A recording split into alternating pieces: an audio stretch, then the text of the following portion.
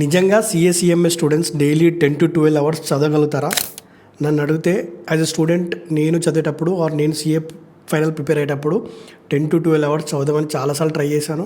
చాలాసార్లు షెడ్యూల్ కూడా వేసుకున్నాను. కానీ దానివల్ల నేను ఎప్పుడు ప్రెషర్ ఫీల్ అయ్యాను తప్ప ఎప్పుడు ఎగ్జిక్యూట్ చేయలేదు. చాలా ఆనెస్ట్గా చెప్తున్నాను.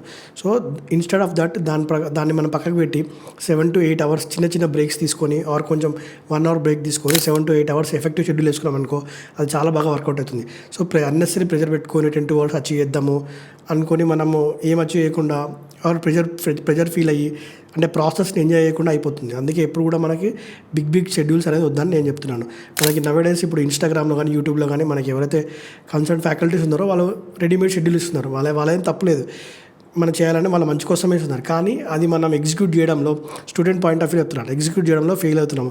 సో అంత హెవీ హెక్టిక్ షెడ్యూల్ వేసుకోకుండా 7 to 8 అవర్స్ నెక్స్ట్ 40 days ఉంది, ఇప్పుడు కూడా సరిపోతుంది. ఎగ్జామ్ డేస్ ఆబ్వియస్లీ మనం కొంచెం ఎక్కువ అవర్స్ అవుతాము. కానీ ఈ 40 daysలో up to 5 days ముందు ఎగ్జామ్స్ వరకు కూడా మనము ఎఫెక్టివ్గా 7 to 8 అవర్స్ బాగా చదువుకున్నాం అనుకోండి, మంచి బ్రేక్స్ తీసుకొని ఎఫెక్టివ్గా సరిపోతుంది. సో నా ఒపీనియన్ ఇది. మరి మీరేమనుకుంటున్నారో కామెంట్ సెక్షన్లో చెప్పండి.